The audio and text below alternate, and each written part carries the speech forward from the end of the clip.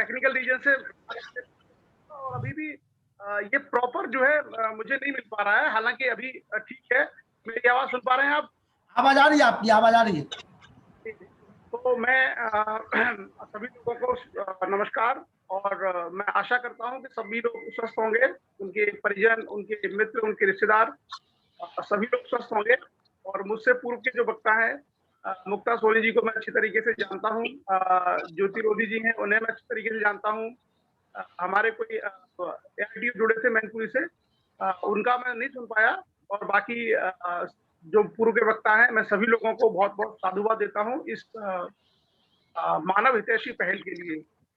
और सबसे ज़्यादा लखनलाल आर्य जी और उनकी टीम को कि वर्चुअल मीटिंग के माध्यम से आप सब लोग ये प्रयास कर रहे हैं कि इस कोविड के दौर में जब हम लोग घरों से बाहर नहीं निकल पाते या बड़े कार्यक्रम संभव नहीं है, तो वर्चुअल माध्यम से हम छोटी-छोटी मीटिंग्स लें और अपने विचारों का आदान-प्रदान करें। प्रयास करें कि समाज के हित में जो भी हम कर सकते हैं, राष्ट्र के हित में जो भी हम कर सकते हैं, वो उन विचारों को आपस में हम लोग प्रचारित और प्रसारित करें। और उसी कड़ी में आपकी ये जो मुहिम है मृत्यु भोज का उन्मूलन, ये बहुत ही सार्थक है। और बुंदेलखंड से शुरू होने वाली ये मुहिम धीरे-धीरे देश के बाकी हिस्सों में पहुँच रही है। मैंने जैसे पहले भी कहा था कि सागर जो है इसका केंद्र है। सबसे ज़्यादा मृत्यु भोज उन्मूलन का जो कार्यक्रम सफलतापूर्वक संचालित किया गया है, वो सागर जिले में और सागर के बाद ललितपुर, उत्तर प्रदेश। तो ये एक बहुत अच्छी पहल है। और अभी बाकी जो क्षेत्र हैं, मेरे पास आजमगढ़ से भी शायद कोई थे, यादव जी, उनका मैसेज आया था और उन्होंने मुझे इनवाइट किया था। वो अपने एरिया में एजुकेशनल प्रोग्राम चाहते हैं कराना, तो बहुत अच्छी बात है। और कोविड का जो दौर रहा है, ये जो संकट का काल रहा है, इसने हमें बहुत सारी चीज़ों के बारे में जिसको बोलते हैं सत्य से रूबरू करा दिया है। अभी भी लोग ना समझें, तो मेरा ये मानना है कि वो फिर बहुत बड़े अज्ञानी हैं। इस कोरोना काल में आपको ये सीखने को मिला है कि बिना ताम-झाम के शादियाँ हो सकती हैं, बिना कर्मकांडों को किए हुए बहुत सारे अनुष्ठान हो सकते हैं, बहुत सारी चीज़ें हो सकती हैं और उन्हीं में सबसे महत्वपूर्ण है आपका मृत्यु भोज। इस मृत्यु भोज को खास करके बड़े वैभव के साथ, बड़े ताम-झाम के साथ, बड़े लाव-लश्कर के साथ, बड़ा खर्चा करके किया जाता था और प्रतिष्ठा का इसको विषय बनाया जाता था। स्टेटस सिंबल मानते थे लोग। किसी के घर में अगर किसी के दादा-दादी या बुजुर्ग माता-पिता की मृत्यु होती है, तो 10, 20-20 गाँव के लोगों को आमंत्रित किया जाता था और इसको एक एज़ ए स्टेटस सिंबल लोग यूज़ करते थे। इतनी बड़ी कुप्रथा को कोविड ने हमें समझाया कि इसकी कोई आवश्यकता ही नहीं है। पिछले 1.5 साल के अंदर जितने सारे लोगों की कोविड से डेथ हुई है, उसमें आपने देखा होगा कि प्रशासनिक बाध्यताओं के चलते या बीमारी के भय के चलते मृत्यु भोज लोगों ने नहीं किया या नहीं करने दिया गया। इसका मतलब है कि बिना इसके काम चल सकता है। इसकी कोई आवश्यकता नहीं है। अगर इसकी आवश्यकता या अनिवार्यता होती, तो इस कोविड के दौर में भी लोग करते इसको, लेकिन नहीं किया। और इस बीच में हज़ारों लाखों लोगों की मृत्यु हुई और बिना मृत्यु भोज के संस्कार के ये सारी चीज़ें संपन्न होगी और किसी प्रकार का कोई विषय, कोई मुद्दा नहीं है। ना ही इससे कोई सामाजिक कोई हानि हुई, ना इससे कोई अपयश मिला, ना इससे कोई पाप मिला। यानी कुल मिलाकर के बिना इसके जीवन सुचारू रूप से वैसे ही चलता रहा जैसे पहले। तो हमारे लिए बहुत बड़ा सबक और बहुत बड़ी सीख तो संकट है। ये जो मुश्किल का जो दौर आया है और मनुष्य को सर्वाधिक अगर किसी चीज़ ने शिक्षा दी है, तो वो मुश्किलों ने दी है। आप जब सुख में होते हैं, आप जब प्रसिद्धि के दौर में होते हैं, आपके पास जब सारे संसाधन उपलब्ध होते हैं, तो हो सकता है उस समय आप बेहतर ना कर पाएँ। लेकिन जब मनुष्य संकट में होता है, जब मुश्किल में होता है, जब बुरे दौर में होता है, उससे वो कैसे निकलता है, वह उसके लिए सबसे बड़ी सीख होती है। और इसी कोविड ने, इसी कोरोना ने हम सब लोगों को सिखा दिया है कि इस तरह के अनावश्यक पाखंड, आडंबरों की समाज में कोई भी आवश्यकता नहीं है। अगर हम शास्त्रीय दृष्टिकोण से देखें तो हम लोग जानते हैं शास्त्रों में कहीं इसका वर्णन नहीं है। हर कोई शास्त्र नहीं पढ़ता है, कुछ लोग शास्त्र पढ़ते हैं, बाकी लोगों को वो थोप देते हैं या बताते हैं। मैं उसकी गहराई में नहीं जाऊँगा। मेरा ये कहना है कि मनुष्य को व्यवहारिक तरीके से चीज़ों को देखना चाहिए। अगर प्रैक्टिकली हमारे जीवन में चीज़ें हमारे सामने घटित हो रही हैं, अगर उससे भी हम सबक ना लें, उससे भी ना हम सीखें, तो हम इस मानवता को कुछ दे नहीं पाएँगे। इसके विकास का हम मार्ग प्रशस्त नहीं कर पाएँगे। तो कोविड दौर में ये सारी चीजें बड़े अच्छे तरीके से हमने महसूस की हैं। और बचपन में मैं खुद जाता था, सब जाते थे गाँव में, पढ़ते भी थे मृत्यु भोज, खाते भी थे। लेकिन जब हमने शिक्षा हासिल की, हमें धीरे-धीरे समझ में आया कि ये तो बहुत बड़ी सामाजिक बुराई है और एक व्यक्ति का परिवार किस तरीके से इससे आर्थिक जो है संकट में फँस सकता है।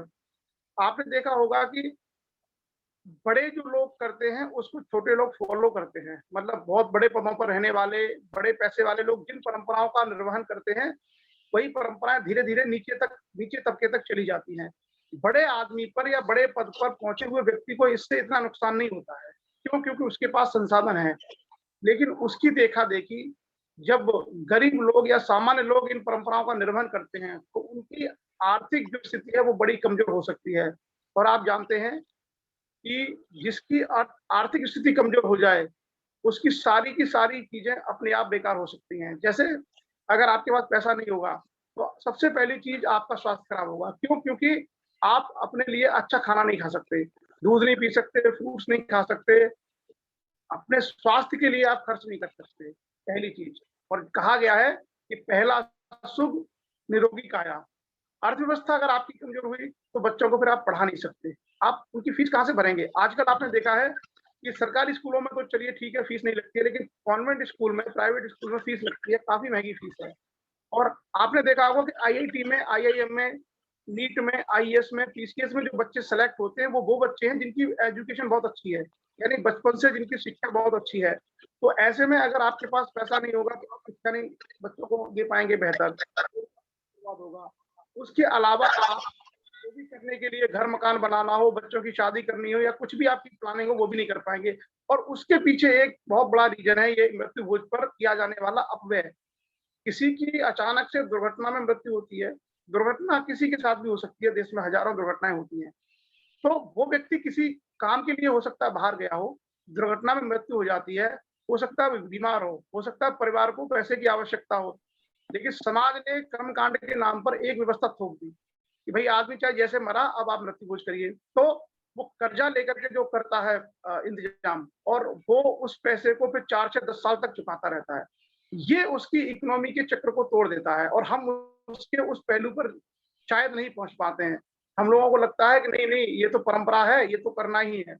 और लोग उसी परंपरा के निर्वहन के लिए कर्जा लेकर के या तमाम तरीके से उसको करते हैं और फिर दावत खाने वाले, मृत्यु भोज खाने वाले चले जाते हैं। उसके बाद आप देखिए वो परिवार 4 साल, 5 साल, 6 साल उस कर्जे को देता रहता है। तो जब कर्जा ही चुकाएगा तो घर कहाँ से बनाएगा? जब कर्जा ही चुकाए तो बेहतर खाना कहाँ से खाएगा? जब कर्जा ही चुकाएगा तो बच्चों को कैसे पढ़ाएगा? और ये कहीं न कहीं पूरे के पूरी जो सामाजिक व्यवस्था है उसको कमज़ोर करती है। और मैं सिर्फ़ मृत्यु भोज को लेकर के नहीं, मेरा ये मानना है कि जितने भी कर्मकांडी आयोजन हैं, मतलब जो दिखावा करते हैं, जिनसे आर्थिक क्षति होती है, जिनसे मानसिक रूप से हमारी जो अ, वैज्ञानिक सोच है, वो कुंद होती है, ऐसे सभी आयोजन पर रोक लगनी चाहिए या ऐसे सभी आयोजनों में हमें धन का अपव्यय नहीं करना चाहिए। और समाज जिस चीज़ को ठान लेता है, वो चीज़ होती है। आप लोग जितने सारे लोग इस मुहिम में जुड़े हैं, आपने देखा होगा कि आप में से कोई भी मृत्यु भोज नहीं खाता होगा, मृत्यु भोज में सहभागिता नहीं करता होगा। एक ज़माने में देश में सती प्रथा, नरबलि प्रथा, कन्या शिशु हत्या जैसी कुप्रथाएँ विद्यमान थीं। आपने देखा होगा कि राजा राममोहन राय रहे हों, ईश्वरचंद्र विद्यासागर रहे हों या लॉर्ड हार्डिंग रहे हों, तमाम ऐसे लोगों ने मुहिम चला करके ऐसी कई सारी सामाजिक कुरीतियों को समाप्त किया। आज पूरे देश में आपको नरबलि के प्रमाण नहीं मिलेंगे, आज पूरे देश में आपको सती प्रथा के प्रमाण नहीं मिलेंगे। इसका मतलब है कि समाज के सुधीजन जो होते हैं, जो बुद्धिजीवी लोग होते हैं, जो समाज और राष्ट्र के बारे में बहुत आगे तक सोच लेते हैं कि आने वाले समय में हमारा राष्ट्र कैसा होगा, वो अपने कालखंड में, अपने दौर में ऐसी बहुत सारी बुराइयों को, ऐसी बहुत सारी कुरीतियों को समाप्त कर सकते हैं। और ये मृत्यु भोज को रोकने की जो आपकी पहल है, बहुत स्वागत योग्य है। ये उसी प्रकार से जो कुरीतियाँ अतीत में समाप्त की गई हैं, उसी प्रकार की एक बड़ी कुरीति को ये समाप्त करने की मुहिम है। और मुझे विश्वास है कि जैसे-जैसे हम वैज्ञानिक शिक्षा का प्रचार-प्रसार करेंगे, जैसे-जैसे मानवता का प्रचार और प्रसार करेंगे, वैसे-वैसे ये कुरीति भी समाज से समाप्त होती चली जाएगी। आज अगर हम 100 लोग मृत्यु भोज में हिस्सा नहीं लेते, तो आने वाले समय में हम लोगों को देख करके, हम लोगों का अनुसरण करके हज़ारों लोग इसमें हिस्सा नहीं लेंगे। और एक बार अगर किसी क्षेत्र में ये परंपरा बन जाए कि नहीं, मृत्यु भोज गलत है, मृत्यु भोज नहीं होना चाहिए, हम ना तो मृत्यु भोज का आयोजन करेंगे, ना हम मृत्यु भोज में सहभागिता करेंगे और ना ही अपने किसी परिवार या रिश्तेदार को मृत्यु भोज में जाने देंगे, तो बहुत कम समय में इस सामाजिक कुरीति को हम लोग समाप्त कर सकते हैं। और पिछले 5-6 साल का मैं एक्सपीरियंस बता रहा हूँ, मुझे 5-6 साल में जब इसका ज्ञान हुआ, तो एकदम हमने इसको बंद किया।